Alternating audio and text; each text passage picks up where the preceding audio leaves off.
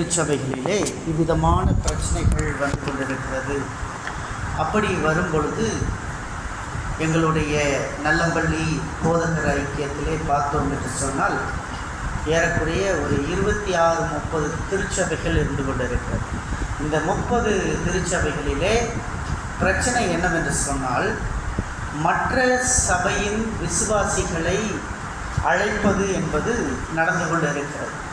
அநேக இடங்களிலே மற்ற சபையின் விசுவாசிகளை அழைக்கிறார்கள் என்றும், என் சபை விசுவாசி வீட்டுக்கு சென்று அவர்களை அழைத்தார்கள், அவர்கள் எங்கள் சபையை விட்டு போய்விட்டார்கள் என்று பல புகார்கள் வந்த வண்ணம் இருக்கிறபடியினால், தலைமைத்துவத்தில் நாங்களும் இருக்கிறபடியால் அங்கே போதகர்களுடைய ஐக்கியத்திலே அவர்களுடைய அந்த போதக குழுவிலே போர்டு மெம்பராக இருக்கிறபடியால் எங்களுக்குள்ளே நாங்கள் சில காரியங்களை நாங்கள் டிஸ்கஸ் பண்ணுகிற ஒரு சூழ்நிலை இருந்தபடியினால், இதை குறித்து நான் சபையிலே நாம் தெளிவாக பேச வேண்டும் என்று சொல்லி கர்த்தர் என்னிடத்திலே கேட்டுக்கொண்டபடியினாலே, நான் இந்த நாளிலே உங்களுக்கு குரூப்பில் இந்த பதிவை போட்டிருந்தேன்.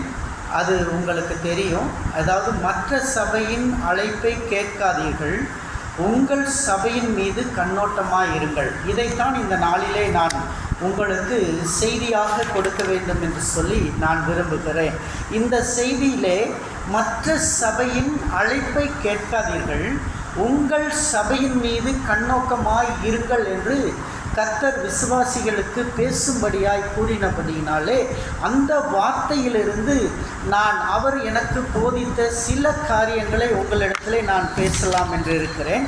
நீங்கள் இப்பொழுது இந்த 1ஆம் பாடம் 2ஆம் பாடம் வாசித்த பொழுது நீங்கள் அறிந்து கொள்வீர்கள், நாம் விசுவாசிகள் எப்படி இருக்க வேண்டும். நீ குளிருமின்றி அனலுமின்றி இருந்தால் உன்னை நான் வாந்தி பண்ணி போடுவேன் என்று கர்த்தர் சொல்கிறதை பார்க்கிறோம். சீக்கிரத்திலே நீ மனம் திரும்பு, இல்லாவிட்டால் என்று ஒரு வார்த்தை அங்கே இருக்கிறதை பார்க்கிறோம். சீக்கிரத்தில் ரிப்பண்ட் என்ற வார்த்தை அங்கே கொடுக்கப்பட்டிருக்கிறதை நாம் பார்க்கிறோம். இப்படியாக நாம் பார்க்கிறோம். ரோமர் 15ஆம் அதிகாரம் 7வது வசனத்தை யாராவது ஒருவர் வாசியுங்கள். ரோமர் 15:7 யாராவது ஒருவர் எடுத்து வாசியுங்கள். தேவனுக்கு மகிமை உண்டாக, கிறிஸ்து நம்மை ஏற்றுக்கொண்டது போல நீங்களும் ஒருவரை ஒருவர் ஏற்றுக்கொள்ளுங்கள். சபை என்பது என்னத்தை குறிக்கிறது என்று சொன்னால், நாம் ஒருவரை ஒருவர் ஏற்றுக்கொள்வதிலே அடையாளமாக இருக்கிறதை பார்க்கிறோம். அல்லேலூயா. நம்முடைய விசுவாசிகளை நாம் ஏற்றுக்கொள்வதிலே அடையாளமாக இருக்கிறது. ஒருவரை ஒருவர் ஏற்றுக்கொள்வது, நாம் ஒருவரை ஒருவர் உள்ளத்தில் ஏற்றுக்கொள்வதை குறித்து இங்கே சொல்லுகிறதை நாம் பார்க்கிறோம். சபை என்பது ஒரு குடும்பமாய் இருக்கிறது என்பதை நாம் முதலில் உணர்ந்து கொள்ள வேண்டும். It is a family that God has made for you. நமக்காக சபையை, ஒரு குடும்பத்தை கடவுள் கொடுத்திருக்கிறார். நமக்கு என்று தனிப்பட்ட குடும்பங்கள் இருக்கலாம். எனக்கு ஒரு குடும்பம் உண்டு, உங்களுக்கு ஒரு குடும்பங்கள் உண்டு, பிள்ளைகள் உண்டு. ஆனால் நாம் எல்லாருக்கும் ஒரே ஒரு சபை உண்டு. அல்லேலூயா.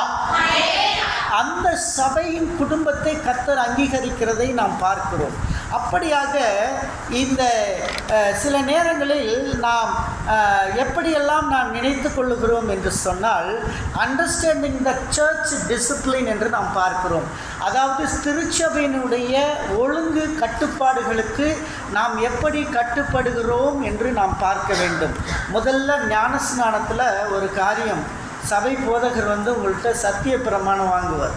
அந்த சத்திய பிரமாணத்தில் நீங்கள் சபையின் சட்டங்களுக்கு கட்டுப்பட்டு நடப்பீர்களா? ஆம், நடப்போம். நீங்கள் சபையினுடைய ஞாயிறு ஆராதனையில் ஒழுங்காக பங்கெடுப்பீர்களா? ஆம், பங்கெடுப்போம். இதெல்லாம் கேட்டு சத்திய பிரமாணம் வாங்கினதுக்கப்புறம் உங்களுக்கு சிலுவை அடையாளத்தை கொடுத்து ஞானஸ்தானம் கொடுக்கிறார்கள். இல்லாமல் ஞானஸ்தானத்தை நீங்கள் பெறவில்லை. அல்லேலூயா, அல்லேலூயா. அப்படியாக ஒரு ஃபுட்பாலை எடுத்துக்கங்க. அந்த ஃபுட்பால் கடவுள்கிட்ட போச்சான்.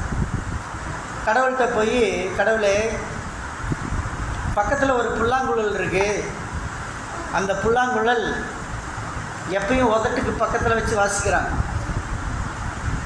எங்கே பக்கத்தில் வச்சு வாசிக்கிறாங்க? உதட்டுக்கு பக்கத்தில் வச்சு வாசிக்கிறாங்க.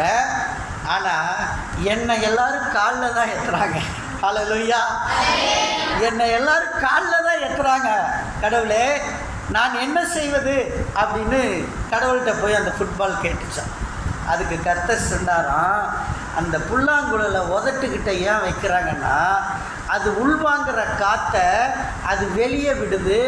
வெளியே விடுறதுனால மற்றவர்களுக்கு அந்த இசையை அது கொடுக்கறதுனால அதை எல்லாரும் உதட்டுக்கு பக்கத்தில் வச்சுருக்காங்க. ஆனால் நீ உள்வாங்கின காற்றை நீ வெளியே விட மாட்ட, நீ அப்படியே உள்ளே வச்சிருப்ப. உள்ளேயே வச்சிருக்கிறதுனால எல்லாரும் உன்னை எத்துறாங்கன்னு சொன்னாங்களா? ஹல்லேலூயா. இதில் ஒரு காரியத்தை நீங்கள் கவனிக்கணும். தேவ பிள்ளைகள் இதில் கூர்ந்து கவனிக்க வேண்டிய ஒரு காரியம் உண்டு. நமக்குள் பெற்றுக்கொண்ட அபிஷேகத்தை நாம் மற்றவர்களுக்கு கொடுக்காமல் நாம் அப்படியே உள்ளே பூட்டி வைத்து கொண்டிருக்கிறோம், ஃபுட்பால் போல. ஹல்லேலூயா, ஹல்லேலூயா. ஆகவே understanding the church discipline, how it will come. முதல் காரியம் பர்பஸ். சபைக்கு ஒரு நோக்கம் உண்டு. சபை என்பது ஒரு நோக்கத்திலே அமைக்கப்பட்டது என்பதை நாம் பார்க்கிறோம். நம்முடைய மிஷன் ஸ்டேட்மெண்ட் என்ன தெரியுமா? ஹெப்ரானுடைய mission statement, pioneer to reach the unreached people wherever the gospel is not yet preached. இதுதான் இந்த சபையினுடைய மிஷன் ஸ்டேட்மெண்ட். சபைக்கு என்று ஒரு மிஷன் ஸ்டேட்மெண்ட் உண்டு. அந்த மிஷன் ஸ்டேட்மெண்ட் ஹெப்ரான் சபைக்கு என்ன சொல்லுகிறது என்று சொன்னால், சுவிசேஷம் அறிவிக்கப்படாத இடங்களுக்கு சென்று விசுவாசிகள் ஒவ்வொருவரும் சுவிசேஷத்தை அறிவித்து அவர்களை பிதா குமாரன் பரிசுத்தாவியின் நாமத்திலே அவர்களை சீஷராக்க வேண்டும் என்பதுதான் இந்த திருச்சபையினுடைய மிஷன் ஸ்டேட்மெண்டாக இருக்கிறது. ஹல்லேலூயா. It is a purpose. இது ஒரு நோக்கம். It is not a punishment. இது பனிஷ்மெண்ட் அல்ல. சபைக்கு ஆராதனைக்கு ஞாயிற்றுக்கிழமை வருவது it is not a punishment. It is a purpose that God has given for you. It is not a punishment for you. நீங்கள் சபைக்கு வருவது என்பது கர்த்தரால் கொடுக்கப்பட்ட ஒன்று. ஆனால் இது தண்டனை அல்ல. தண்டனை என்று நாம் நிறைய நேரங்களில் நிலைத்து விடுகிறோம். இந்த பர்பஸில் முதல் காரியம். அடுத்ததாக விசுவாசிகளுக்கு என்ன நோக்கம் உண்டு? பர்பஸ் என்றால் நோக்கம் என்று அர்த்தம். என்ன நோக்கம் உண்டு? இன்வால்வ்மெண்ட் இன் த விட்னஸ். சாட்சிகளாக வாழ்வதற்கு அவர்களின் பங்களிப்பு இருக்க வேண்டும். ஹல்லேலூயா. நீங்கள் இந்த சபைக்கு சாட்சிகளாய் வாழ்வதற்கு உங்களின் பங்களிப்பு மிக அவசியமாய் இருக்கிறது. ஹல்லேலூயா. உங்களின் பங்களிப்பு அவசியமாக இருக்கிறது. அது ஞாயிறு ஆராதனையில் கலந்து கொள்வதாக இருக்கட்டும், ஜெபங்களில் கலந்து கொள்வதாக இருக்கட்டும், குரூப்பில் வர்ற மெசேஜுக்கு ஒரு லைக்ஸ் கொடுக்கறதா இருக்கட்டும். இன்றைக்கி நிறைய பேருக்கு நமக்கு தெரியல. ஃபேஸ்புக் யூஸ் பண்ணுறோம், ஃபேஸ்புக்கினுடைய கான்செப்ட் புரியல. நம்ம இன்ஸ்டாகிராம் யூஸ் பண்ணுறோம், இன்ஸ்டாகிராமுடைய கான்செப்ட் புரியல. அதே போல் நம்ம வாட்ஸ்அப் குரூப்பில் இருக்கிறோம், குரூப்பினுடைய கான்செப்ட் புரியல. என்னைக்கு ஒரு தகவல் வருகிறது என்று சொன்னால் அந்த தகவல் உங்களுக்கு பிடித்தால் அதை லைக்ஸ் கொடுக்க வேண்டும். அது லைக்ஸ் கொடுக்கும் பொழுது நீங்கள் அதை ஏற்றுக்கொள்கிறீர்கள் என்ற அர்த்தம். உங்களுக்கு பிடிக்காவிட்டால் அதை டிஸ்லைக் கொடுக்க வேண்டும். இதை நீங்கள் செய்ய வேண்டும். இதுதான் ஒரு குரூப்பில் இருக்கிறதுக்கு ஆக்டிவ் மெம்பர் என்று பெயர். ஒரு குழுவிலே நாம் இடம்பெற்று இருக்கும் பொழுது ஒருவர் ஒரு வசனத்தை கொடுப்பார். காலையில் எழுந்தரித்து ஜெபித்து ஒரு வசனத்தை ஒருவர் போடுவார். அவர் எவ்வளவு கஷ்டப்பட்டு போடுவார் என்று நமக்கு தெரியாது. ஆனால் அதற்கு ஒரு லைக்ஸ் கூட இல்லாவிட்டால் அவரை எப்படி நாம் உற்சாகப்படுத்த முடியும்? எப்படி நாம் உற்சாகப்படுத்த போகிறோம்?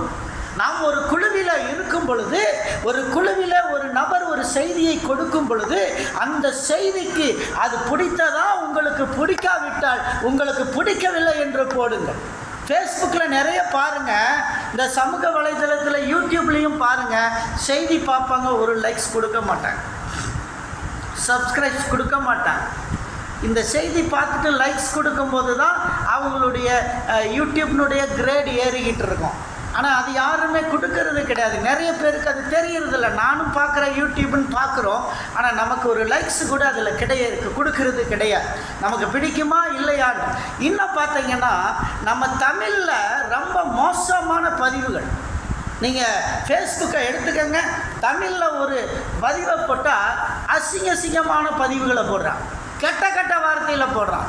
நானும் பார்த்துட்டேன். எனக்கு நிறைய வெள்ளைக்கார நண்பர்கள் உண்டு. அவர்களெல்லாம் போடுற பதிவுகளுக்கு எப்பயுமே என்கரேஜ்மெண்ட் மட்டும்தான் வருது, டிஸ்கரேஜ்மெண்ட்டே வர்றதில்லை.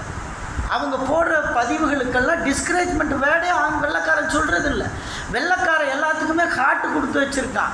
ஒரு லைக்ஸை இப்படி கொடுத்துருக்கான், ஒரு லைக்ஸை இப்படி கொடுத்துருக்கான், ஒன்று இப்படி கை தட்டுற மாதிரி கொடுத்து வச்சுருக்கான், அதில் ஒரு கோபத்தையும் கொடுத்து வச்சுருக்கான். ஆனால் அதிகமாக பார்க்குறோம் நம்ம தமிழில் கெட்ட வார்த்தைகளை எழுதுகிறார்கள், அசிங்கம் பிடித்த மாதிரி எழுதுகிறார்கள். இதெல்லாம் நீங்கள் சமூக வலைதளத்திலே பார்க்கும் பொழுது மனிதர்கள் எவ்வளவு கெட்டவர்களாக இருக்கிறார்கள் என்பதை நாம் உணர்ந்து கொள்ள முடிகிறது. ஆனால் அநேகர் அதிலும் நல்லவர்களும் இருக்கிறார்கள். அந்த நல்லவர்கள் கொடுக்கக்கூடிய பதிவுகள் 4 பேரை உற்சாகப்படுத்தும், 4 பேரை அவங்கள ஊக்குவிக்கும். ஆகவே நம்முடைய முதல் பர்பஸ் இன்வால்வ்மெண்ட் இன் விட்னஸ். சாட்சிகளாக விசுவாசிகள் நீங்கள் சாட்சிகளாக இருக்கணும். சபைக்கு நீங்கள் தான் சாட்சிகள், வேற சாட்சிகள் தேவையில்லை. சபைக்கு நீங்கள் தான் சாட்சிகள். உங்களை சாட்சியாக கொண்டு வர வேண்டும்.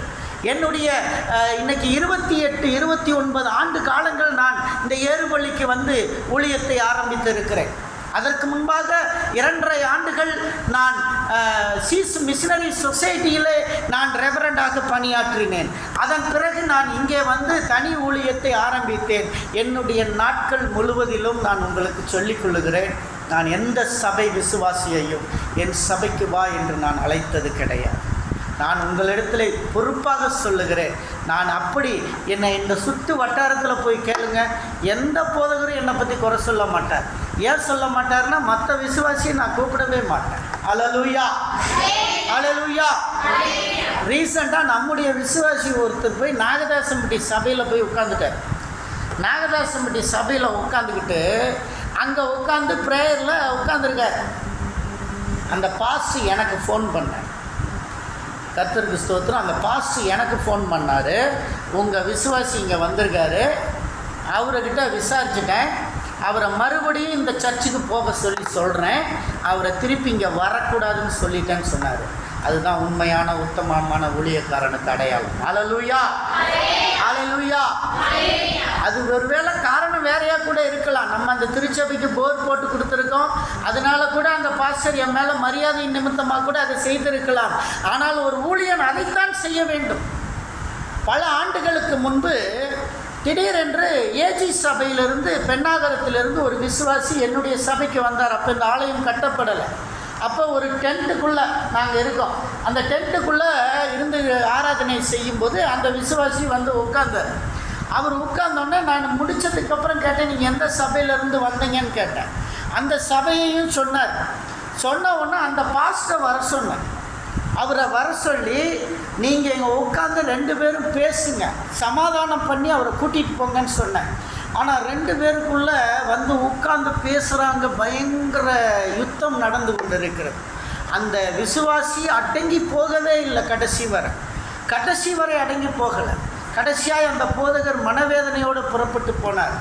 அதன் பிறகு நான் என்ன செய்கிறதுன்னு எனக்கு புரியல. அந்த ஆளை சர்ச்சில் வச்சா டெஃபினட்டாக என்றைக்குனாலும் என் சபைக்கு பிரச்சனை வரும். ஆனாலும் அந்த போதகர் சொல்லிட்டார், உங்கள் சபையிலேயாவது உட்கார்ந்து அவன் பலப்படட்டும், அவன் எங்கள் சபையிலே பலப்படாத ஆள் என்று சொல்லிவிட்டு போய்விட்டான். எனக்கு ரொம்ப வருத்தமாக இருந்தது. இருப்பினும் அவர் சபையை வந்து நடத்திக்கிட்டு இருந்தார். சபையை கொஞ்ச நாள் நான் விசுவாசிகள் எல்லாருமே வந்து நடத்திக்கிட்டு இருந்தாங்க. அவரும் நானும் சேர்ந்து எல்லாரும் நடத்திக்கிட்டு இருந்தோம். ஒரு நாள் பார்க்குறேன், ஞாயிறு ஆராதனையில் விசுவாசிகளே காணோம். 30 விசுவாசிங்க காணோம். நீங்கள் நினச்சி பாருங்கள், அன்றைக்கி எத்தனை விசுவாசிகள் இருந்திருப்பாங்க. 30 விசுவாசிகள் சபைக்கு காணோம், வரலை.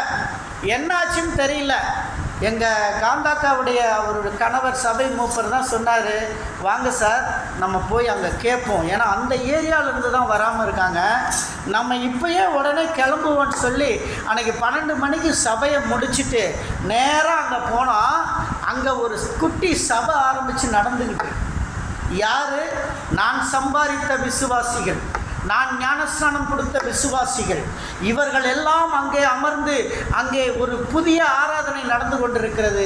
இந்த ஏஜி சபையிலிருந்து பிரிந்து வந்த அந்த ஊழியக்காரன் சபையை நடத்தி கொண்டு இருக்கிறான். இதை பார்க்கும் பொழுது என் மனம் மிகவும் உடைந்து போனது. ஆனாலும் என்னுடைய சபை மூப்பர் மிக அருமையாக அதை ஹேண்டில் பண்ணி அழகாக கொண்டு வந்தார். நீங்கள் இப்படி பண்ணுறதா இருந்தால் எங்ககிட்ட கேட்டு பண்ணியிருக்கலாம், நீங்கள் பாஸ்டர்கிட்ட கேட்டு செய்திருக்கலாம், ஆனால் கேட்காமல் நீங்கள் செய்து விட்டீர்கள், தேவ சாபத்தை வாங்கி விட்டீர்கள் என்று அவர் அந்த இடத்திலே சொல்லிவிட்டு கடந்து வந்தார். அதன் பிறகு என்னுடைய மென்டர் ஸ்டீவ் சுலிக் அவர்கள் வருகிறார். அவர் வந்த பொழுது நான் சொன்னேன், இந்த மாதிரி இந்த விசுவாசிகள் இப்படி பிரிந்து போய் தனி சபையை ஆரம்பித்து விட்டார்கள் என்று நான் சொன்னேன். அப்பொழுது அவர் அந்த சபைக்கு நாம் போவோம், போய் நம்ம பிரசங்கம் பண்ணுவோம் அப்படின்னார். அப்போ நான் அந்த பவுல்ன்றவருக்கு சொன்னேன், நான் அங்கே வரேன், அந்த இடத்துக்கு வர்றோம், வந்து இன்றைக்கி நாங்கள் ஜெபம் வைக்க போகிறோன்னா. உடனே எல்லாரையும் உட்கார வச்சுருந்தார். ஏன்னா நான் வரக்கூடாதுன்னு அவர் சொல்ல முடியாது. ஏனென்று சொன்னால் என்னுடைய விசுவாசிகள் அங்கே இருக்கிறார்கள், ஆகவே அவர்களை தவிர்க்க முடியாது என்று சொல்லி அங்கே போனோம். அங்கே போய் இவர் பிரசங்கம் பண்ணார். பிரசங்கம் முடித்து வெளியே வரும்பொழுது அவர் சொல்லுகிறார், வெள்ளைக்காரனை காட்டி பணம் வாங்குவதாக இருந்தால் அவர் வாங்கி கொள்ளட்டும் என்று சொன்னார். வெள்ளைக்காரனை காட்டி பணம் வாங்குவதாக இருந்தால் அவர் வாங்கி கொள்ளட்டும் என்று சொன்னார். அந்த டாட்டா சஃபாரி காரில் பின்னாடி சீட்டில் நானும் ஸ்டீவ் சுல்லிக்கும் உட்கார்ந்துருந்தோம். ஸ்டீவ் சுல்லிக்கிட்ட சொன்னேன், this man is saying like this என்று நான் சொன்னேன். ஸ்டீவ் சுல்லிக்கு அன்னைக்கு என்னுடைய கையை பிடித்து கொண்டு ஒரு வார்த்தை சொன்னார், here after your ministry will be going to grow என்று சொன்னார். இதுக்கு அப்புறம் தான் உன் ஊழியம் வளரப்போகுதுன்னு சொன்னார். ஹல்லேலூயா! கர்த்தர் சொன்ன வார்த்தை அது. அவர் என் கையை பிடித்து கொண்டு சொன்னார், here after your ministry will be grow என்று சொன்னார். அந்த மனிதன் பேசின வார்த்தை எனக்கு ரொம்ப உடைஞ்சுது. இன்னைக்கு சொல்கிறேன், இந்த சபையை காட்டியோ உங்களை காட்டியோ நான் யாருக்கிட்டையும் பணம் வாங்கினது கிடையாது. நல்லா தெரிந்து கொள்ளுங்கள். உங்களை காட்டி பணம் வாங்க வேண்டும் என்று நினைத்திருந்தால் எத்தனை கோடியை நான் சம்பாதித்திருக்க முடியும். நான் அதை செய்தது கிடையாது.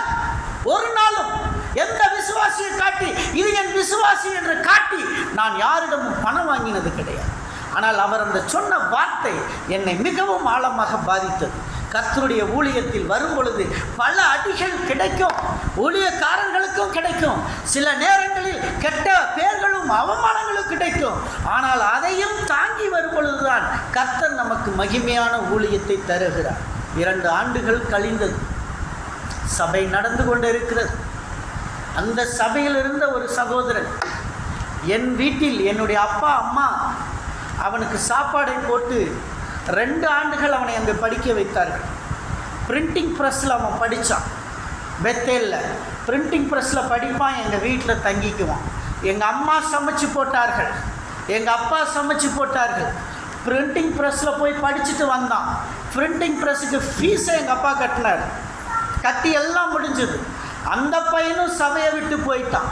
விசுவாசிகள் அடித்தது, என்னுடைய நெஞ்சில் குத்துனது, பல காயங்கள் எனக்குள்ளே இன்னமும் ரணகலமாக இருந்து கொண்டு இருக்கிறது என்பதை மறந்துவிட வேண்டாம். அப்படி செஞ்சு அந்த பையன் சபையை விட்டு போயிட்டான். அவன் கல்யாணத்துக்கு என்னுடைய மனைவி வந்திருந்தான். அவளுக்கு கல்யாணம் ஆகலை. ஆனால் அவன் அங்கே பெத்தேலில் இருந்ததுனால அவனும் இன்விடேஷன் கொடுத்தனால அவனுடைய கல்யாணத்துக்கு வந்திருந்தான். கல்யாணத்தை இந்து முறைப்படி செய்தான் அந்த பையன். முதல் கல்யாணத்தை நான் சொல்லும் போதே சொன்னேன், தம்பி நீ இந்து முறைப்படி செய்கிறாய், இந்த கல்யாணம் உனக்கு பிரச்சனையிலே வருமப்பா என்று சொன்னேன். அவன் சொன்னான், அவளை நான் மாற்றி காட்டுகிறேன், அவளை நான் கன்வெர்ட் செய்து காட்டுகிறேன் என்று சொன்னான். பிறகு அவன் கல்யாணத்தை அவன் நடத்தி முடித்து எல்லா காரியமும் முடிந்து விட்டது.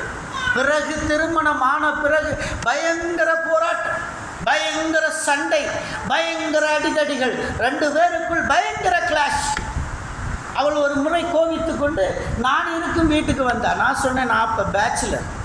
அந்த பொண்ணுக்கிட்ட சொன்னேன், நீ ஏன் இடத்துக்கு வராதம்மா, நீ நேராக என்ன செய்ய, உங்கள் அப்பா அம்மா கிட்ட போ, நீ நேராக ஏன் இடத்துக்கு வந்தால் என்ன தப்பாக உலகம் பேசிடும், இந்த கிராமம் அந்த மாதிரி கிராமம், அதனால தயவு செய்து அப்படி பண்ணுன்னு சொல்லி அவனை கூப்பிட்டேன். அவன் அப்போ பிரிண்டிங் ப்ரெஸ் வேலையில் இருந்தான். சீக்கிரம் வாடா, உன் ஒய்ஃப் இங்கே இருக்கான், சீக்கிரம் வா அப்படின்னு அவனை வர சொல்லி 2 பேரையும் சமாதானம் பண்ணி அவன் மனைவியோடு அனுப்பிச்சி வச்சேன். அதன் பிறகு 3 முறை அதே மாதிரி பிரச்சனை. 4வது முறை அவள் கோவிச்சுக்கிட்டு அவள் ஊர் வந்து மதிகன்பாளையம், தர்மபுரி. அங்கே போய் அவள் வீட்டுக்கு போயிட்டா. வீட்டுக்கு போகும்போது ஒரு பையன் உண்டு. அந்த பையனோட கை குழந்தையை தூக்கிட்டு வீட்டுக்கு போயிட்டான். கடைசியில் 2 பேரும் பிரிந்து விட்டார்கள். சபை முதலிலே சபையிலிருந்து பிரிந்தவன், பிறகு அவன் வாழ்க்கை பிரிந்தது. அவன் வாழ்க்கை பிரிந்த பிறகு அவனுடைய குடும்பம் பிரிந்து விட்டது, அவனது மனைவி தனியாக இருக்கிறாள், அவள் ரட்சிக்கப்படவில்லை, அவள் அவிசுவாசி, இவன் ரட்சிக்கப்பட்டவன். ஆனால் இவன் தன்னுடைய சபையை விட்டு வேறு சபைக்கு போய் கொண்டிருக்கிறான். அந்த சபையில் அவன் உறுப்பினராக இருந்து கொண்டு இருக்கிறான். இந்த நேரத்தில் அவள் திடீரென்று ஒரு நாள் பல முறை இதை வச்சு கூப்பிடுறாங்க. அந்த கணவனை கூப்பிட்டு பார்த்தாங்க. இவர் விசுவாசி, வரவே மாட்டேன்ட்டார். இவர் போகல. அவள் இறங்கி போய் பேசுகிறா, நீ வா என்னை வந்து கூட்டிகிட்டு போன. அவள் வரவே இல்லை. இந்த பையன் கடைசி அவன் தற்கொலை செய்து கொண்டான். தூக்கு போட்டு தற்கொலை செய்து கொண்டான். அவர் தற்கொலை செய்த பிறகு அந்த மகனை கொண்டு போய் நம்முடைய பாஸ்டர் KS ராஜா அவர்களுடைய ஹாஸ்டலிலே சேர்த்து விட்டார்கள். அதற்கு ஒரு பின்னால் ஒரு பெரிய சம்பவம் நடந்தது. அதை பின்னால் நான் சொல்லுகிறேன். இந்த பையன் அப்பொழுது ஒரு அனாதை விடுதியிலே படித்து கொண்டு இருக்கிறான். 3 மாதம் ஆகிறது. இந்த பவுல் அப்பொழுது பாஸ்டராக மாறி இருக்கிறார். அவர் பாஸ்டர் ஆகிட்டார். பாஸ்டர் ஆகணும்னா வேதாகம கல்லூரியில் போய் படித்து ஆர்டினேஷன் வாங்கி தான் பாஸ்டராக வரணும். நம்ம பைபிளை தூக்கி 4 பிரசங்கம் தெரிஞ்சுட்டா நம்ம பாஸ்டர்னு வந்துடக்கூடாது. அதுக்குன்னு அபிஷேகம் வேணும். அபிஷேகம் பெற்றவர்கள் மட்டும்தான் ஒரு திருமணத்தை அங்கீகரிக்க முடியும். அபிஷேகம் பெற்றவங்க தான் ஞானஸ்நானம் கொடுக்க முடியும். ஒரு குடும்பத்தை ஆசீர்வதிக்கிறதும் பிள்ளைகளை ஆசீர்வதிக்கிறதும் அபிஷேகம் பெற்றவங்க தான் செய்ய முடியும். அபிஷேகம் பெறாதவங்கெல்லாம் ஊழியக்காரங்கன்னு சொல்ல முடியாது. ஆனால் அவர் ஊழியக்காரர் என்று சொல்லிக்கொண்டு அந்த பையன் நேராக வந்தால், எனக்கு வேற ஒரு கிறிஸ்துவ பொண்ணை கல்யாணம் பண்ண போகிறேன், அந்த பொண்ணு பார்த்துருக்கேன், அண்ணன் தான் கூப்பிடுவான் என்ன, அண்ணன் வந்து எனக்கு கல்யாணம் பண்ணி கொடுக்கணும், நம்ம சர்ச் இந்த சர்ச்சு கட்டப்பட்டுருச்சு, அப்போ இந்த சர்ச்சில் வச்சு தான் தாலி எடுத்து கொடுக்கணும்னு சொன்னான். நான் சொன்னேன், நீ பண்ணுறது 2வது கல்யாணம், நான் சர்ச்சில் தாலி எடுத்து கொடுக்க மாட்டேன். எனக்குன்னு ஒரு சில நீதி சட்டங்கள் இருக்கிறது. எங்கள் திருச்சபைகளுக்கு என்று நாங்கள் படித்திருக்கிறோம். அந்த சட்டங்கள் இருக்கிறது. சட்டத்தின் அடிப்படையில் 2ஆம் திருமணத்தை கணவன் அந்த மனைவி ரட்சிக்கப்படாமல் இறந்திருக்கிறாள், 2வது நீ திருமணம் செய்யும் பொழுது சபையில் வைத்து நாங்கள் செய்ய மாட்டோம். அதை வேணால் உன் வீட்டில் பந்தல் போட்டு நாங்கள் ஊழியக்காரங்க எல்லாம் வர்றோம், என்னோட 4 ஊழியக்காரங்க வந்து பிளஸ்ஸிங் பண்ணி கொடுக்குறோம், நீ அங்கே வச்சு பண்ணிக்கணும். சபையில் பண்ணனா அவன் 2வது பொண்டாட்டி கல்யாணம் பண்ணுறதுக்கு வந்துடுவான். சபையில் நான் பண்ணக்கூடாது என்று சொன்னேன். அதுக்கு அவன் போய் அந்த பவுல் என்பவர்கிட்ட சொன்ன உடனே அவர் சொல்கிறாரு, அவர் அப்படி தாண்டா பேசுவார், அந்த பாஸ் அப்படி தாண்டா பேசுவார், அவர் எப்பயும் சட்டம் பேசுகிறவர், அவர் அப்படி தான் பேசுவார், நீ வாட மாப்பிள்ளை நான் கல்யாணம் பண்ணி கொடுக்குறேன்டான்னு சொல்லி அவர் அந்த திருச்சபையில் வச்சு சர்ச்சில் தாலி எடுத்து கொடுத்து அந்த பிள்ளைக்கு கல்யாணம் பண்ணி வச்சார். கல்யாணம் முடிஞ்சிருச்சு. நமக்கு யார் கல்யாணம் பண்ணி கொடுக்குறாங்களோ அவங்கள் ஆசீர்வதிக்கப்பட்ட கர்த்தரால் அழைக்கப்பட்ட பிள்ளைகளாக இருக்கணும். ரொம்ப இதை எதிர்பாருங்க. சும்மா யாருனாலும் வந்து கல்யாணம் பண்ணி கொடுத்துடலாம், எங்கனாலும் போய் நம்ம மேரேஜ் பண்ணிக்கலான்னு அல்ல. ஆசீர்வதிக்கப்பட்ட பிள்ளைகளாக இருக்கணும். அது ரொம்ப முக்கியம். கர்த்தரால் அழைக்கப்பட்டவர்களாக இருக்கணும். இந்த கல்யாணம் நடந்து முடிஞ்சிருச்சு. 3 மாதம் கழித்து நான் சிஸ்டருக்கு தெரியும், காந்தாக்காவுக்கு நான் சபையில் ஒரு நாள் பேசினேன். இந்த மாதிரி கல்யாணம் நடந்துருச்சு, ஆனால் கர்த்தர் என்ன செய்ய போகிறாரோ தெரியலன்னு சொல்லிவிட்டு அன்றைக்கி ஞாயிற்றுக்கிழமை போயிட்டேன். ஞாயிற்றுக்கிழமை போயிட்டு நான் இங்கேருந்து நேராக கிளம்பி, அப்போ ஹாஸ்டல்லாம் இல்லாத காலகட்டம். அப்போ நான் நேராக கிளம்பி போயிட்டேன். என் வீட்டில் அங்கே இருக்கேன் பெத்தேலில். திடீர்னு காலையில் இங்கே பொடானூரில் ஒரு விசுவாசி இருந்தான், சரவணன். அவன் ஃபோன் பண்ணுறான், அண்ணா இந்த மாதிரி பவுலும் மாதேஷ்க்கும் விபத்து நடந்துருச்சுண்ணா, ஆக்சிடெண்ட் ஆயிடுச்சு அப்படின்னு அந்த பையன் சொன்னான். நான் சொன்னேன், நீ உடனே அந்த பவுலையும் மாதேஷையும் ஒரு வண்டியை வச்சு எடுத்துகிட்டு போய் அட்மிட் பண்ணுறா ஹாஸ்பிட்டலில் அப்படின்னு சொன்னேன். எடுத்த உடனே அவன் சொன்னான்னா, ஒன்றுமே இல்லைண்ணா, எல்லாம் போச்சுண்ணா. எப்படிடா ஆச்சுண்ணா? பஸ்ஸுக்கு அடியில் 2 பேர் உள்ளே பூந்துட்டாங்க. 2 பேர் கல்யாணம் பண்ணி வச்ச பாஸ்டரும் கல்யாணத்துக்கு போன அந்த பையனும் அடியில் கிடந்தார்கள், தெருவிலே மரணப்பட்டு கிடந்தார்கள். தேவனுடைய பிள்ளைகளே, இதெல்லாம் தேவனுடைய சாபத்தை வாங்குவதற்கான அடையாளங்கள் என்பதை நாம் மறந்துவிட வேண்டாம். யாரோடும் விளையாடலாம், பரிசுத்த ஆவியானவரோடு விளையாடக்கூடாது. ஹல்லேலூயா. இன்னைக்கு அந்த திருச்சபை சின்ன பெரம்பூரில் இல்லை, அந்த திருச்சபையும் கிடையாது, விசுவாசி இல்லை. நம்ம விசுவாசி 30 பேர் செதறி போயிட்டான். எங்கேயும் செதறி ஓடி போயிட்டான். வேறு எந்த சபைக்கும் போகாமல் எல்லாம் செதறி போய் ஒன்றுமே இல்லாமல் போயிட்டானுங்க. ஆனால் எனக்கு தெரியும், என்னைக்கு இருந்தாலும் திரும்பி வருவானுங்க. அதுக்காக தான் இன்றைக்கி சபையை வச்சுக்கிட்டு இருக்கிறோம். கர்த்தர் என்ன அதுக்காக தான் உயிரோடு வச்சுருக்காரு. ஹல்லேலூயா. அவன் திரும்பி சபை காத்திருக்கு. சபைக்காக கர்த்தர் ஆண்டவர் உங்களை எல்லாம் இங்கே உட்கார வச்சிருக்கிற காரணம் அவங்களாம் திரும்பி வரணுன்றதுக்காக தான். அல்லேலூயா. இப்படி அந்த மனிதன் செய்ததுனால அவர்கள் இப்படி கஷ்டப்பட்டு போனார்கள். ஒரு விசுவாசி நம்ம ஏறுபள்ளியில் இருந்தார். அந்த விசுவாசி குடும்பமாக வருவாங்க. கணவன், மனைவி, பிள்ளைகள், 4 பசங்க, எல்லாரும் சபையில் உட்காருவாங்க. எல்லோரும் வந்து உட்காருவாங்க, ஆராதிப்பாங்க, எல்லாம் பண்ணுவாங்க. பிள்ளைகள் பெருசாச்சு. பெருசாகும்போது என்ன செஞ்சார்கள் என்று சொன்னால், இடையில நான் பண்ண சில தவறுகள் என்னென்னா, சில பாஸ்டர்களை வந்து பிரசங்கிக்க விட்டது. சில பாஸ்டர்களை வந்து பிரசங்கிக்க விட்டபோது அந்த பாஸ்டரோட லிங்க் ஆகிட்டாங்க. அந்த பாஸ்டர்களோட லிங்க் ஆகிட்டாங்க. அவங்க தர்மபுரியில் இருக்காங்க. நைஸாக அவங்கக்கிட்ட நாம் இல்லாத டைமில் போய் பேச ஆரம்பிக்கிறாங்க. அந்த பாஸ்டர்னு இதுதான், என் சபைக்கு வந்துடு, என் சபைக்கு வந்துடு, நீ எதுக்கு அங்கே அந்த கிராமத்தில் இருக்க, நீ பேசாமல் நீ படிச்சிருக்கில்ல, உன் பிள்ளைகளை நல்லா படிக்க வைக்கணும்ல, நீ இங்கே வீடை பார்த்து எடுத்துக்கோ, நீ தர்மபுரிக்கு வந்துடுன்னு வீட்டுக்கு ஆசை வார்த்தை காட்டி தர்மபுரியில் வீடு எடுத்தாச்சு. தர்மபுரியில் தங்கியாச்சு, சபைக்கு வர்றது கிடையாது. அப்போ ஒரு முறை என்ன நடந்துச்சுன்னா, ஒரு பிரச்சனை, அந்த விசுவாசிக்கு ஒரு பிரச்சனை வந்துச்சு. அந்த பிரச்சனை வரும்போது அவருக்கு ஒரு 25,000 ரூபா பணம் தேவைப்படுது. என்கிட்ட பணம் கொடுக்கறதுக்கு இல்லை, ஆனால் என் மனைவியுடைய நகை என்கிட்ட இருக்குது. நல்லா தெரிஞ்சுக்கணும், என் மனைவிகிட்ட கூட கேட்கல. என் மனைவியினுடைய நகையை என் மனைவிகிட்ட கேட்காம அவள் வந்து பாண்டிச்சேரியில் வேலையில் இருக்கிறான். விசுவாசிக்கு உதவி செய்யணும்னு சொல்லி என் நகையை கொண்டு போய் அக்ராகரம் பேங்க்கில் 25,000 ரூபாய்க்கு வச்சு அந்த நகையை கொண்டு வந்து அந்த விசுவாசிக்கு கொடுத்தாச்சு. அதுக்கப்புறம் அவர் என்ன பண்ணார், அந்த இதை வந்து திரும்பி அந்த பணத்தை கொடுத்துட்டார். ஒரு நம்பிக்கை வந்துருச்சு எனக்கு, சரி அப்படின்ட்டு. திருப்பி ஒரு 3 மாதம் கழித்து அவர் என்ன சொன்னார்னா, ஐயா நான் உங்கள்கிட்ட காசு கேட்கல, கவுண்டர், இந்த ஊரில் ஒரு கவுண்டர் இருக்கார், அவர்கிட்ட வந்து நீங்கள் காசு கொஞ்சம் வாங்கி கொடுங்கன்னாரு. சரி, நானும் ஒரு நல்ல எண்ணத்தில் இந்த மனுஷன் ஏற்கனவே கொடுத்துருக்கானே, என் மனைவிக்கு தெரியாமல் அந்த நகையும் திருப்பி வச்சுட்டேனே, பரவாயில்லையேன்னு சொல்லி நான் என்ன பண்ணேன்னா மறுபடியும் போய் அவர்கிட்ட கடன் வாங்கி கேட்டேன். அப்போ இவன் ஒரு வார்த்தை சொல்லிட்டான், இது உங்களுக்குன்னு கேளுங்க, எனக்குன்னு கேட்டால் அவர் தரமாட்டாருன்னு சொன்னேன். சரி, விசுவாசி தானே, நம்ம வாங்கிக்கலான்னு சொல்லிட்டு நான் போய் எனக்குன்னு கொடுங்கன்னு சொல்லி கேட்டு வாங்கி அவன் கையில் கொடுத்துட்டேன். அவன் பணத்தை எடுத்துகிட்டு போனவன் தான், சபைக்கும் வர்றது கிடையாது. கிட்டத்தட்ட 1 வருஷம் வட்டியும் கொடுக்கல, ஒன்றும் கொடுக்கல. ஒரு நாள் நான் ஏறுபள்ளியில் வீட்டில் இருக்கேன். அந்த பணம் கொடுத்தவர் வந்து அசிங்கமாக என்னை திட்டுறார். உன்னை நான் எப்படி நினச்சான், நீ ஒரு பெரிய ஊழியக்காரன்னு நினச்சான், நீ எல்லாம் கடவுளை நம்புகிற, நீ என்கிட்ட இவ்வளோ பணம் வாங்கிட்டு ஒரு வட்டியும் கொடுக்கல, இதுவும் கொடுக்கல, 1 வருஷம் ஆகுது. மனசு உடஞ்சி போச்சு. அந்த மனுஷன் கொடுத்துருப்பான்னு நினச்சேன், கொடுக்கல. உடனே என் மனைவி தன்னுடைய தாலி செயின் எடுத்து கொடுத்தான். இதை போய் உடனே வச்சு கொண்டு வந்து அந்த பணத்தை முதல்ல கொடு. நான் 2 மணி நேரத்தில் அந்த பணத்தை செட்டில் பண்ணேன். 2 மணி நேரத்தில் அந்த பணத்தை செட்டில் பண்ணிவிட்டு அவர்கிட்ட சொல்லிட்டு வந்தேன், இதை அவங்ககிட்ட சொல்லாதீங்க, சொன்னால் எனக்கு பணம் தர மாட்டான், இதை நீங்கள் அவர்கிட்ட சொல்லாதீங்க, தயவுசெய்து சொல்லாதீங்க, நான் கொடுத்தேன்னு சொல்லாதீங்க, நான் உங்களுக்கு கொடுத்துட்டேன், உங்களுக்கு எனக்கு நேராகிடுச்சு, அவங்ககிட்ட சொல்லாதீங்க, அவன் உங்கள்கிட்ட பணம் கொடுக்கும்போது வாங்கி எனக்கு கொடுத்துருங்கன்னு சொல்லிட்டு வந்துட்டேன். அந்த மனுஷன் என்ன பண்ணால் நேராக வந்து, ஏயா நீ தான் வாங்கினிய அந்த பணத்தை, நான் போய் அந்த மனுஷன் நல்ல மனுஷனை பிடிச்சி திட்டிவிட்டேன், அவர் இப்போ அவரே கொண்டு வந்து பணத்தை கொடுத்து விட்டார். உடனே இவன் என்கிட்ட வம்புழுக்கிறான்.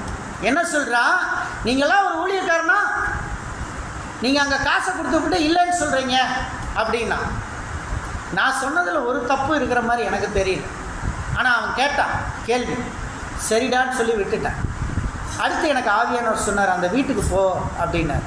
நான் அவன் வீட்டுக்கு போனேன், தருமபுரியில் அவன் வீட்டுக்கு போனேன். உள்ள வான்னு கூட என்னை கூப்பிடல, உள்ள வான்னு கூட கூப்பிடல. வீட்டு வாசப்படியில் நிற்கிறேன். கர்த்தர் சொன்னால் நான் போவேன், யார் வீட்டுக்குனாலும் போனேன், நின்னேன். அந்த அம்மா மட்டும் கூப்பிட்டு சேர் போட்டுச்சு, ஒரு டம்ளர் செம்பு தண்ணி குடிச்சிச்சு, நான் குடித்தேன். சரிம்மா நான் ஜெபம் பண்ணிட்டு வரேன், ஆனால் நீங்கள் போகிற பாதை தப்பாக இருக்குது. கர்த்தர் என்கிட்ட சொல்லியிருக்கார், சீக்கிரத்தில் உங்கள் குடும்பம் கஷ்டப்பட போகுது, கர்த்தர் உங்களை அடிப்பார், அதனால் எச்சரிக்கையாக சீக்கிரம் சபைக்கு வாங்க. கர்த்தர் எனக்கு சொன்னார், சொல்ல வேண்டியதை சொல்லிட்டேன்னு. அதுக்கு உடனே சொல்கிறார், கர்த்தர் என்ன பண்ணணுமோ பண்ணட்டும், அதெல்லாம் எனக்கு ஒன்றும் கவலை இல்லை அப்படின்னு சொன்னார். சொன்னதுக்கப்புறம் நான் கிளம்பி வந்துட்டேன். வந்த 1 மாதத்தில் தூக்கு போட்டு செத்து போனான் அந்த மனுஷன், நாண்டு கொண்டு செத்தான். இதை நான் எதுக்காக சொல்கிறேன்னா, சபை என்பது சாதாரணமானதாக நாம் நினைத்து விடக்கூடாது. நம்முடைய இன்வால்மெண்ட்டும் நம்முடைய சாட்சியும் ரொம்ப முக்கியம். Fellowship with God and the church. நம்முடைய ஐக்கியம் எப்படி இருக்கணும்? சபையோடும் இருக்க வேண்டும். நம்முடைய ஐக்கியம் வித் சர்ச்சோடு இருக்கணும். Fellowship with God, fellowship with the church. சபையோடு இருக்கணும். கர்த்தரோடு நமக்கு ஒரு ஆணித்தரமான ஒரு ஐக்கியம் இருக்கணும். அதே போல் நம்ம விசுவாசிகளோடும் ஒரு ஐக்கியம் இருக்கணும். ஹல்லேலூயா, ஹல்லேலூயா. இது முதல் பர்பஸ். ரெண்டாவது காரியம், இட் இஸ் அ ப்ராசஸ். சபைக்கு வர்றது ஒரு ப்ராசஸ். ப்ராசஸ் அப்படின்னும் போது ஒரு ரெசல்யூஷன் இருக்கு. சபையில் ஒரு ரெசல்யூஷன். ஒரு உமன் குரூப் ப்ரேயர் நடத்த போகிறாங்க. அந்த ப்ரேயருக்கு சில இன்ஸ்ட்ரக்ஷன்ஸ் கொடுக்குறாங்க, சில வசனங்களை போடுறாங்க. இந்த தேதியில் யார் யார் வர்றீங்க சொல்லுங்கள், என்ன உணவு ஆயத்தப்படுத்தணும், என்ன செய்யணும் போடுறாங்க. ஜெபம் பண்ணுறத குழுவில் போடுறாங்க. இதெல்லாம் it is a purpose and process. இது ப்ராசஸில் நடக்குது. இது பெண்களால் செய்யக்கூடியது. ஏன்னா இங்கே பெண்கள் அதிகமாக இருக்கீங்க. ஆண்கள் அதிகமாக இருந்தால் ஆண்கள் குழுவே ஆரம்பிச்சிடலாம். ஆண்கள் ஆரம்பித்தா ஒரு 2 பேர் 3 பேர் தான் நிற்க முடியும், வேறு யாரும் இருக்கிறதில்ல. அதனால தான் நம்ம என்ன செய்கிறோம், பெண்கள் குழுவை ஆரம்பிக்கிறோம். இந்த பெண்கள் குழு எப்படி செய்யணும், அது ஒரு பெரிய ப்ராசஸில் இருக்கணும். அது ரெசல்யூஷனில் இருக்கணும். ரெசல்யூஷன் என்று சொன்னால் தீர்மானம் எடுக்கக்கூடியதாக இருக்கணும். அந்த குழு தீர்மானிக்கப்பட்டதாக இருக்கணும். அவங்க ஒரு தீர்மானத்தை எடுத்து அந்த குழுவின் இயக்கங்களுக்கு கொண்டு செல்ல வேண்டும். ஹல்லேலூயா. இது ரெண்டாவது காரியம். மூணாவது காரியம், நம்ம விசுவாசிகளுக்குள்ள லவ் அண்ட் கன்சர்ன் வேணும். Love and concern. கன்சர்ன்னா கரிசனை. இந்த கரிசனை வேணும். நமக்கு ஒரு ஏழைக்கு இறங்குகிறவன் கர்த்தருக்கு கடன் கொடுக்கிறான். நான் போன வாரத்தில் லெப்ரசி மினிஸ்ட்ரிக்கு போனேன். பிரைட்டன் என்னோட வந்திருந்தான். அந்த லெப்ரசி மக்களை போய் பார்க்கும்போது, இதுக்கு முன்னாடி ஒரு லெப்ரசி நான் பார்த்துக்கிட்டு இருந்தேன். அவங்கெல்லாம் நெகட்டிவான மக்கள், ஆனால் பியூர் பாசிட்டிவ் ஹாஸ்பிட்டல்ஸில் இருக்காங்க. அவங்கள போய் பார்த்தேன். அவர்களுடைய முகம் விகாரமாக இருக்கிறது. கையெல்லாம் ஓட்டை. என்னுடைய ஃபோட்டோவை நீங்கள் பார்த்தீங்கன்னா தெரியும். அவங்க கைக்குள்ளே இருக்கிற ஓட்டையை கூட ஃபோட்டோ எடுத்திருந்தேன். அந்த ஓட்டையெல்லாம் பார்க்கும்போது எனக்கு பயங்கர விகாரமாக தெரிந்தது. அன்றைக்கு ராத்திரியில் தூங்கிட்டு இருக்கிறேன். சாத்தான் வர்றாங்க. நானே தேவசாயில் அழித்து வச்சுருக்கேன், நீ அவங்களுக்கு ஏன் போய் உதவி செய்கிறேன்னு கேட்குறான். I can't sleep. என்னால் தூங்க முடியல. நான் தூக்கத்தில் பயங்கரமாக ஸ்ட்ரகிள் பண்ணுறேன். சாத்தான் என்கிட்ட போராடுறான். நானே தேவசாயில் அழித்து வச்சுருக்கேன். மனிதன் தேவசாயில் உண்டாக்கப்பட்டவன். அந்த தேவசாயில் அழித்து வச்சுருக்கேன். அவனுக்கு நீயா உதவி செய்ய போகிறேன்னு என்னை கேட்குறான். நான் கர்த்தருடைய பிள்ளைனால உதவி செய்ய போயிருக்கேன். ஹல்லேலூயா. என் மனைவி கேட்டா, என்ன தூங்குறியா, என்ன பண்ணுற, வாட் ஹேப்பன்? நான் சொன்னேன், என்னால் தூங்க முடியல. அவள் சரி தூங்குங்கன்னு சொல்லிவிட்டு அவள் கை இப்படி தட்டி கொடுத்துட்டு அவள் தூங்கிட்டான். ஆனால் மார்னிங் தான் சொன்னேன் அவளுக்கு, பிசாசு என்னை அலக்களிக்குது, தூங்க விட மாட்டேங்குது. நீ எதுக்காக ஹெல்ப் பண்ணுற அவங்களுக்கெல்லாம்? நானே தேவசாயில் அழிச்சிட்டேன், நீ இனிமேல் அவங்கள என்ன செய்ய போகிறேன்னு கேட்குது. அருமையான தேவனுடைய பிள்ளைகளை, உங்களுக்கெல்லாம் நல்ல கையை கற்றுக்கிறேன், நல்ல அழகான முகத்தை கொடுத்துருக்கேன். அந்த லெப்ரஸியை போய் பாருங்கள். கையே இல்லை, முகம் இல்லை, கால் இல்லை. தேவ சாயலை அழித்திருக்கிறான் சாத்தான். அந்த சாத்தானுக்கு எதிராக நாம் போகும் பொழுது அவன் நம்மை தாக்குகிறான். சில வேளைகளில் நீங்கள் தேவ சாயலில் படைக்கப்பட்டீர்கள், நீங்க நல்லா நடக்கணும். தேவ சாயல்ல உங்களை நடக்க முடியாம பண்றான். சாத்தான் உங்களை கெடுக்கிறான். அவன் கொல்லவும் அழிக்கவும் வருகிறானே என்று வேறொன்றுக்கும் வரான். நீங்க தேவ சாயலில் உருவாக்கப்பட்டீங்க. இந்த லவ் அண்ட் கன்சர்ன் உங்களுக்குள்ள வரணும். தேவ பிள்ளைகள் நமக்குள்ள லவ் அண்ட் கன்சர்ன் வரணும். அடுத்த 4வது காரியம், ப்ரொடெக்டிங் த சர்ச். சபையை என்ன செய்யணும்? பாதுகாக்கணும். இன்னைக்கு விசுவாசிகளுடைய கடமை என்ன? சபையை பாதுகாக்கணும். பாதுகாக்கிறவங்க யார்? பாஸ்டரா. சபையை பாதுகாக்கிறவங்க யார்? விசுவாசிகள். நீங்கள் தான் சபைக்கு பாதுகாவலர்கள். நீங்கள் தான் உங்கள் சபையை நீங்கள் பாதுகாக்க வேண்டும். உங்களை கொண்டு விரும்புகிறார் சபையை உங்களை வச்சு தான் பாதுகாக்க விரும்புகிறார். நீங்கள் சர்ச்சுக்கு வரும்போது பல கஷ்டங்கள் இருக்கு. நிறைய பேர் சொகுசு எதிர்பார்ப்பாங்க, நிறைய பேர் கேள்வி கேட்பாங்க. உங்கள் பாஸ்டர் ஏன் சர்ச்சை ஒரு டவுனில் வைக்கல, பாஸ்டர் ஏன் ஒரு டவுனில் வைக்கல, டவுனில் கர்த்தர் வைக்க சொன்னால் வைக்கிறேன், கர்த்தர் சொல்லாமல் நான் வைக்க மாட்டேன். அல்லேலூயா, அல்லேலூயா. நிறைய நல்லா இருக்கும். சர்ச்சுக்கு வாங்க, நீங்கள் கூப்பிடுவீங்க, நீங்கள் கூப்பிட்டு உங்கள் மனசு உடஞ்சி போயிடும். நான் இப்படியெல்லாம் ஃபோன் பண்ணுறேன், நான் கூப்பிட்டேன், ஆனால் இவங்கெல்லாம் வரமாட்டுறாங்கன்னு உங்கள் மனசு உடஞ்சி போயிடும். எனக்கு 28 வருஷமாக உடஞ்சிக்கிட்டு இருக்கு. அல்லேலூயா, அல்லேலூயா. எனக்கு 28 வருஷமாக உடையுது, உங்களுக்கு 1 வருஷமா 2 வருஷமா தான் உடைஞ்சிருக்கு. அல்லேலூயா, அல்லேலூயா. இன்னும் அனுபவம் தேவை உங்களுக்கு. கர்த்தர் அதை அனுமதிக்கிறார். நீங்கள் கூப்பிடணும், நீங்கள் கால் பண்ணணும், அவங்க வருவாங்க. சிலர் வரமாட்டாங்க. கர்த்தர் கேட்பார். ஒரு நாள் அவர் வானத்தில் வந்து தோன்றும் போது ஒரு நாள் கேட்பார், ஐயோ என் ஆண்டவரே, ஐயோ என் ஆண்டவரே என்று கதவை தட்டினோம், ஆனால் கதவு திறக்கப்படவில்லை. கர்த்தர் சொல்கிறார், அக்கிரம செய்கைக்காரர்களே, உங்களை நான் அறியேன். அப்படிதான் கர்த்தர் கேட்கிறார். உன்னை கூப்பிட்டு கேட்கிறார், ஏப்பா நீ சர்ச்சுக்கு வரல, எங்களுக்கு ஆண்டவரை பற்றி யாருக்குமே சொல்லலைங்க, பொய் சொல்லாத. என் மகன் ஃபோன் பண்ணான், உனக்கு தெரியுமா? என் மகன் ஃபோன் பண்ணான் தெரியுமா? சர்ச்சுக்கு வான்னு சொல்லி இந்த பாப்பானால நீ கால் ரிசீவ் பண்ண, இந்த டைமுக்கு ரிசீவ் பண்ணல. அப்போ நீ என்ன சொன்ன? நான் வர்றேன்னு சொன்னேன், ஆனால் நீ வரலை, போ நரகத்துக்கு நான் அனுப்புவார். அல்லேலூயா, அல்லேலூயா. இன்னைக்கு நீங்கள் சொல்லுகிற ஒவ்வொரு ஜெபத்துக்கும் ரிசல்ட் இருக்காதுங்க. சில நேரங்களில் ரொம்ப இலகுவாக ரிசல்ட் வந்துடும். கோயம்புத்தூரில் ஒரு சர்ச்சை ஆரம்பித்த உடனே 5000 விசுவாசி 10,000 விசுவாசின்னு வந்துட்டாங்க. இன்றைக்கி சர்ச்சையே காணோம். ஆனால் நல்ல திருச்சபை, கர்த்தரால் அங்கீகரிக்கப்பட்ட திருச்சபையில் ஆத்துமாக்கள் வருவது கடினமாக இருக்கிறது.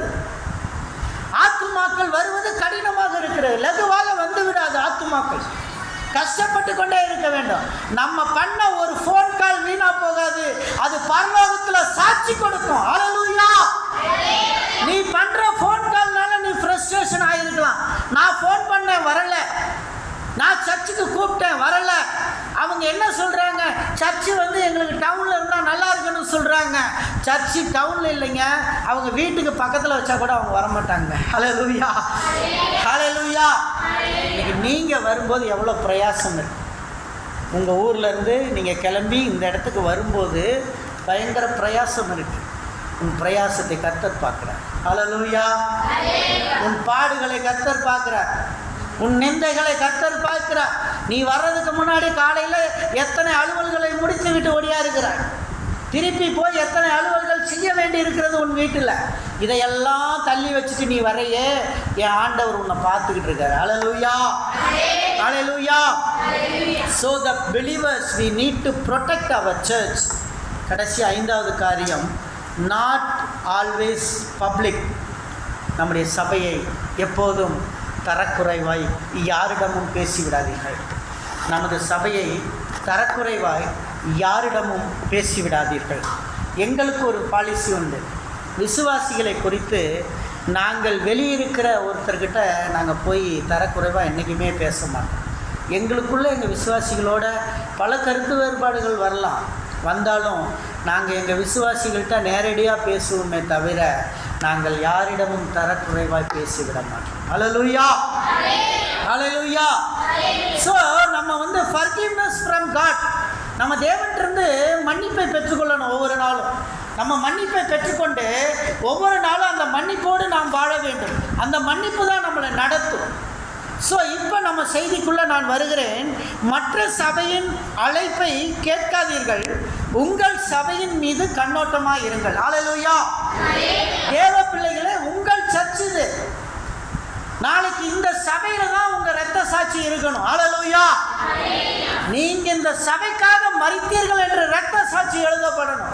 அதுதான் முக்கியமே தவிர மற்ற சபையின் அழைப்பை கேட்காதீர்கள் என்று கர்த்தர் இந்த நாளிலே சொல்லுகிறார். மற்ற சபை எப்படியெல்லாம் அழைப்பு கொடுக்கும், எப்படியெல்லாம் அழைப்பு கொடுக்கும். இந்த மெசேஜை வந்து நான் புதன்கிழமையிலேருந்து ப்ரிப்பேர் பண்ணுறேன். கர்த்தர் எனக்கு சொல்லிக்கிட்டே இருக்கிறாரு. அந்த காரியங்களெல்லாம் நான் எழுதி வச்சுருக்கேன். நான் பாருங்கள் எழுதியிருக்கேன், கர்த்தர் சொன்னதெல்லாம் எழுதியிருக்கேன். புதன்கிழமையிலேருந்து உட்காந்து எழுதியிருக்கேன். எழுதினவங்களை உங்களுக்கு சொல்கிறேன். மற்ற சபையின் அழைப்பு எப்படி இருக்கும் உங்களுக்கு தெரியுமா தெரியாதான்னு தெரியல. மற்ற சபையிலிருந்து வரக்கூடிய அழைப்பு எப்படி இருக்கும் தெரியுமா? முதல் அழைப்பு எப்படி வரும் தெரியுமா? எங்கள் சபையில் ஒரு சிறப்பு கூட்டம் நடக்குது. அல்லேலூயா. எங்கள் சபையில் ஒரு சிறப்பு கூட்டம் நடக்குது, அந்த கூட்டத்துக்கு கொஞ்சம் வாங்க, இப்படி தான் அழைப்பாங்க. மற்ற சபையிலேருந்து அழைப்பு வரும்போது ரொம்ப எச்சரிக்கையோடு இருக்கணும். எங்கள் சபையில் ஒரு சிறப்பு கூட்டம் இருக்குது, அந்த கூட்டத்துக்கு நீங்கள் வாங்க அப்படின்னு அழைப்பாங்க. அழைக்கும் போது என்ன சொல்லுவாங்க? பிரசித்தி பெற்ற தேவ ஊழியர் ஒருத்தர் வராரு, பெரிய பாஸ்டர் ஒருத்தர் வராரு. அந்த பாஸ்டர் வந்து பயங்கர வல்லமை உள்ளவர், பயங்கரமாக தீர்க்க தரிசனம் சொல்லுவார், உங்களை மேலே கை வச்சா உங்களுக்கு தீர்க்க தரிசனம் சொல்லுவார்னு சொல்லுவாங்க. உடனே நம்ம அங்கே ஓடக்கூடாது. அல்லேலூயா. இதெல்லாம் நீங்கள் எச்சரிக்கையாக இருக்கணும். சபையில் நிறைய பேர் அப்படி ஓடுறோம், சபை மாதிரி ஓடுறோம். சபையில் தீர்க்க தரிசனம், சில சபையில் பாருங்கள், அவன் சபை ஒழுங்கு இருக்குது, ஆவிக்குரிய சபையில் இருப்பான். இன்னொரு ஆவிக்குரிய சபையில் வந்து கம்யூனியன் எடுக்க மாட்டான், கம்யூனியன் எடுக்க மாட்டான். கேட்டால் எங்கள் சபையில் மட்டும்தான் நான் கம்யூனியன் எடுப்பேன். கம்யூனியன் நீ எங்கனாலும் எடுக்கலாமே. வேத வசனம் என்ன சொல்லுது? கர்த்தராகிய இயேசு கிறிஸ்து ரட்சிக்கப்பட்டு ஞானஸ்நானம் எடுத்து நீ எங்கனாலும் எடுக்கலாமே. சிலர் எடுக்க மாட்டாங்க, ஆனால் அவங்க சபைக்கு மட்டும் எல்லாரும் வரணும்னு எதிர்பார்ப்பாங்க. ஆனால் மற்ற சபைக்கு அவங்க போய் நின்றுக்கிட்டு கம்யூனியனுக்கு வரமாட்டாங்க. இப்படிப்பட்ட மக்கள் நிறைய பேர் இருப்பாங்க. நம்ம அவங்கள குறித்து எச்சரிக்கையாக இருக்கணும். அவங்களுக்குள்ள வித்தியாசமான ஆவி இருக்குன்னு கண்டுபிடிக்கணும்.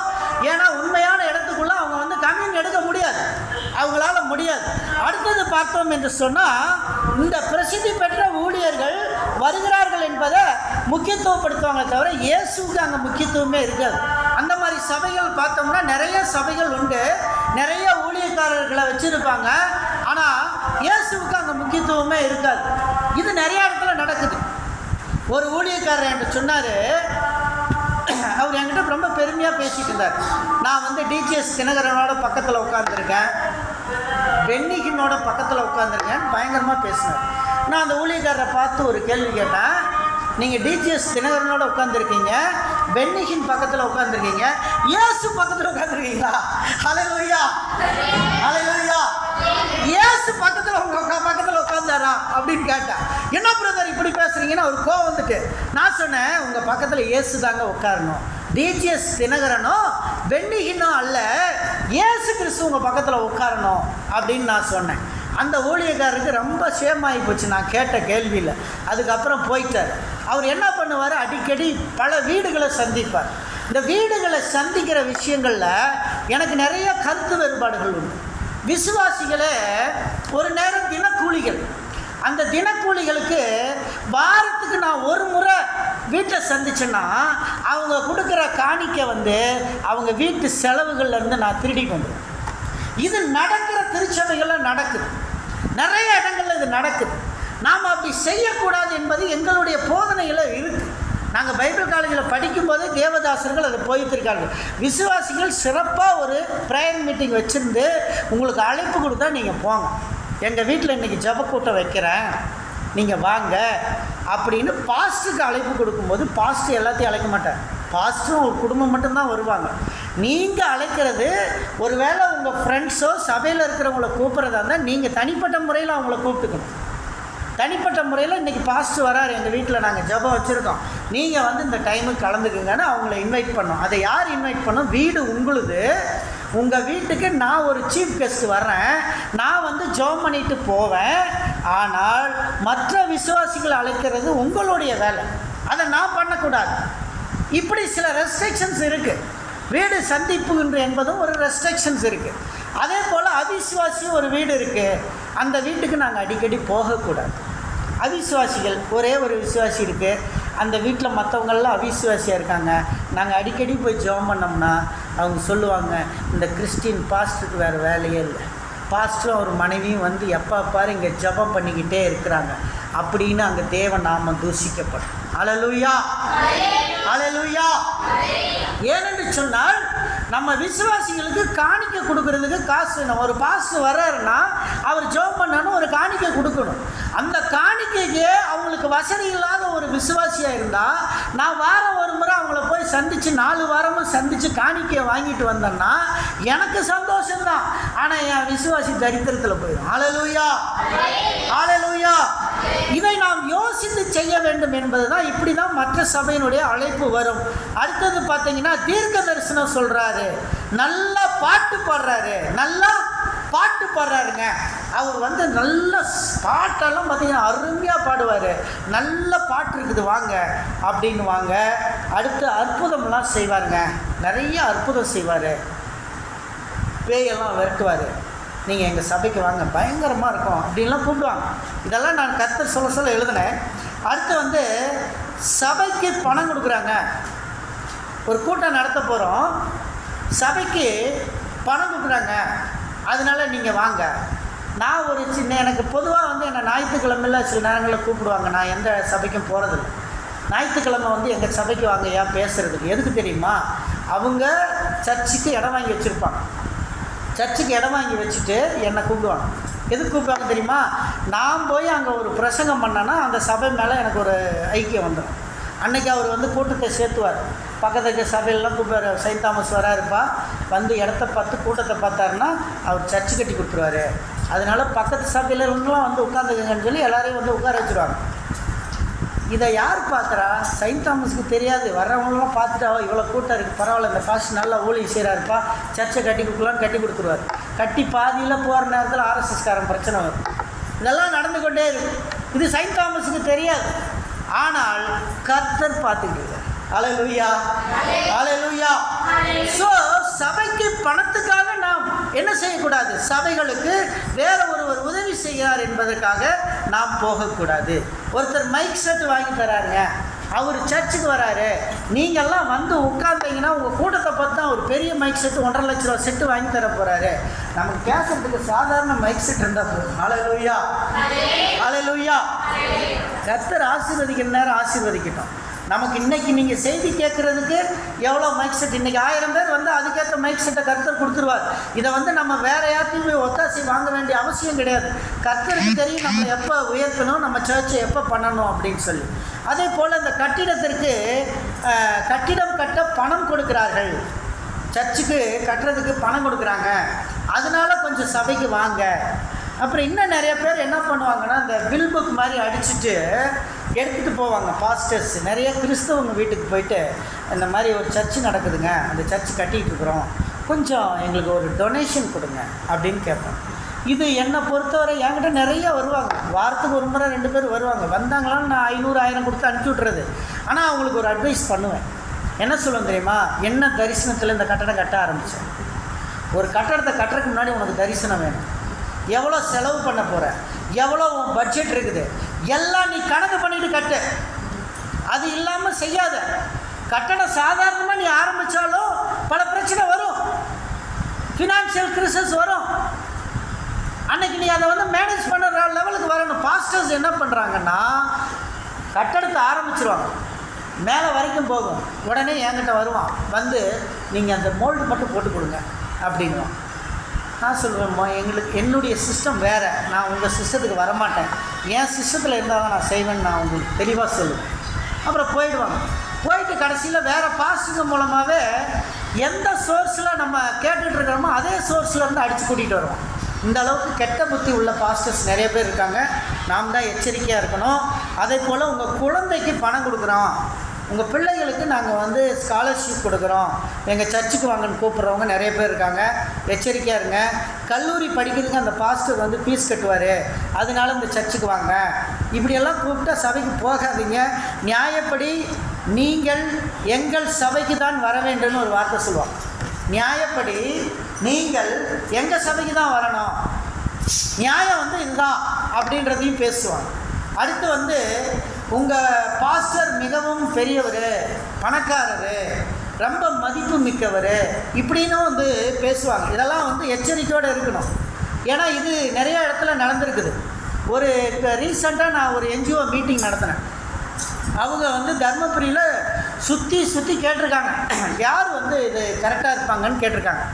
கேட்கும்போது அங்கே மற்ற பாஸ்டிங் என்ன சொல்லியிருக்கான், செயின்ட் தாமஸ்கிட்ட வச்சு நாங்கள் பேசட்டுமா இந்த கூட்டத்தை அரேஞ்ச் பண்ண சொல்லின்னு கேட்டிருக்காங்க.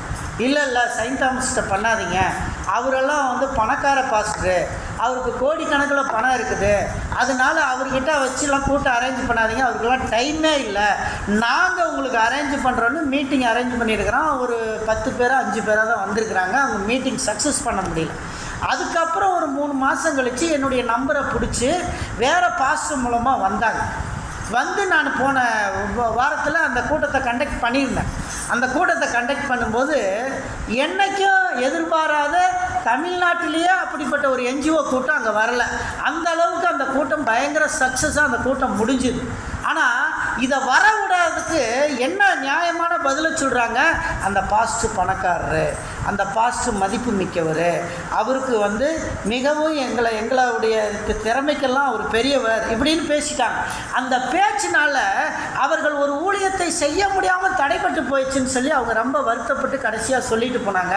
அதை மையமாக வைத்து இந்த பாயிண்ட்ஸை நான் உங்ககிட்ட பேசுகிறேன். அடுத்து வந்து அவர்கிட்ட நாங்கள் பேசினா எடுபடாதுன்னு சொல்லுவாங்க ஒரு வார்த்தை. உங்கள் சபை நடப்பது ஆராதனை இல்லை, எங்கள் சபையில் தான் நல்ல ஆராதனை இருக்குது, நல்ல மியூசிக் இருக்குது, நல்ல ட்ரம்ஸ் இருக்குது, நல்ல இசைக்கருவி இருக்குது, கடைசியாக நல்ல சாப்பாடு இருக்குதுன்னு கூட சொல்லுவாங்க. ஹல்லேலூயா, ஹல்லேலூயா.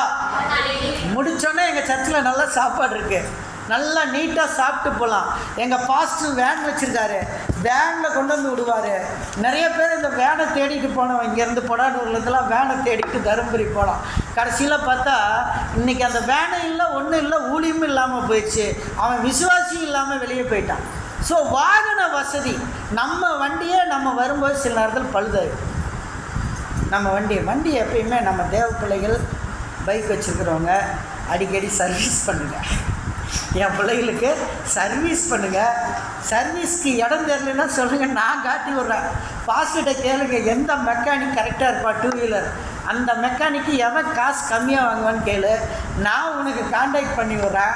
சர்வீஸ் நான் அவன்கிட்ட ஃபோன் பண்ணி சொல்கிறேன், உன் வண்டியை நல்லா பார்த்து தருவான். ஹல்லேலூயா, ஹல்லேலூயா. ஏன்னா நீ பைக்கை ஸ்டார்ட் பண்ணுற நேரம் சர்ச்சு நேரம் தான் சாத்தாங்க கிரியை பண்ணுவான்.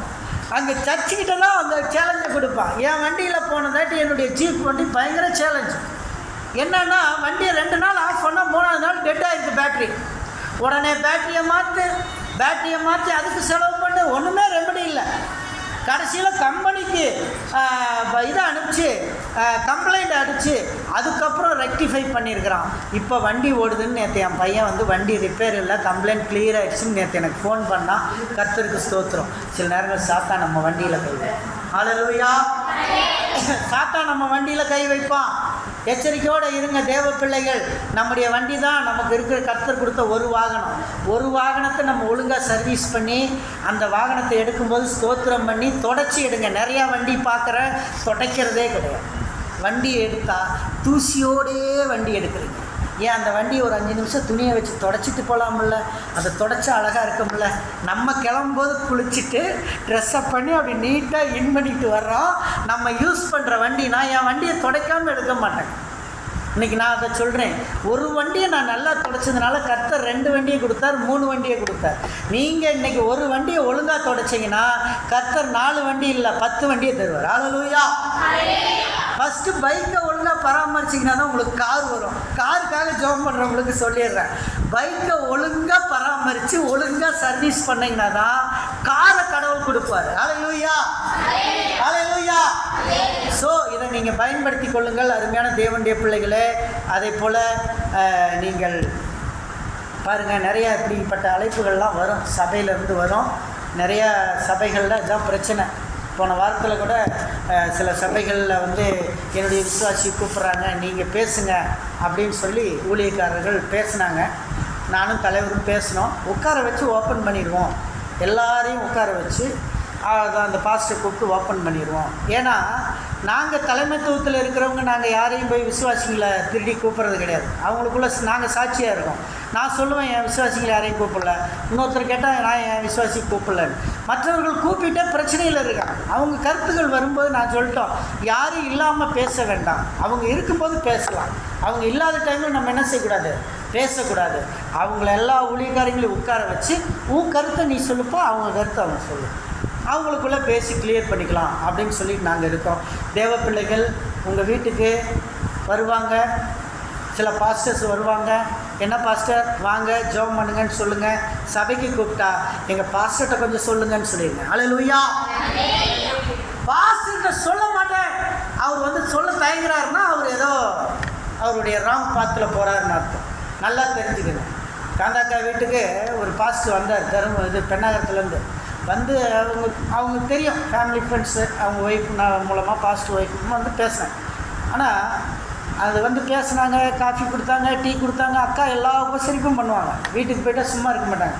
ஏதாவது ஒன்று சாப்பிடுங்க, காஃபி சாப்பிடுங்க, டீ சாப்பிடுங்க, ஏதாவது ஒன்று செய்யாமல் போக மாட்டாங்க. எல்லாத்தையும் செஞ்சுட்டாங்க. கடைசியில் அந்த பாஸ்டர் ஒரு தாட்டி கேட்டார், பல வருஷத்துக்கு முன்னாடி, அக்காவுக்கு ஞாபகம் வரும் சொல்லும்போது, பல வருஷத்துக்கு முன்னாடி எங்கள் சபைக்கு வாங்கன்னு கேட்டோன்னே எங்கள் பாஸ்டர்கிட்ட கேட்டு வர கேட்டாங்க. அதோடு அந்த பாஸ்டர் வரதை நிறுத்திட்டார். அல்லேலூயா, அல்லேலூயா. அதனால் இதை நீங்கள் நினச்சிக்கங்க. யார் வந்தாலும் சரி, நீங்கள் உங்கள் திருச்சபையை நீங்கள் தான் காப்பாற்றணும். உங்கள் திருச்சபை உங்கள் கையில் இருக்கு. இது உங்கள் திருச்சபை, உங்கள் அம்மா வீடு. உங்கள் அம்மா வீட்டை நீங்கள் காப்பாற்றாம யார் காப்பாற்றுறது? அல்லேலூயா, அல்லேலூயா. ஸோ உங்கள் அம்மா வீடு உங்கள் கையில் இருக்குது. உங்கள் அம்மா வீடை நீங்கள் காப்பாற்றணும். உங்கள் அம்மா வீட்டில் கன்சர்ன் இருக்கணும்.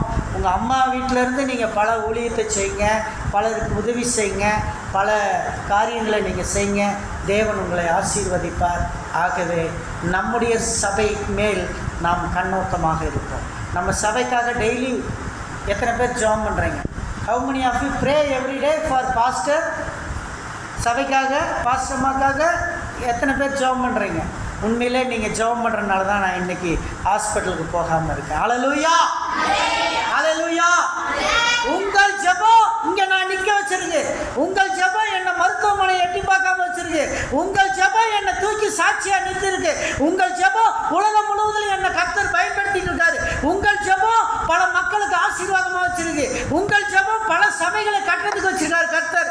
உங்கள் ஜெபம் பல ஆழ்துளை கிணறுகளை போட வச்சிருக்காரு. உங்கள் ஜெபம் பல பாஸ்டர்களுக்கு பைக் கொடுக்க வச்சிருக்காரு.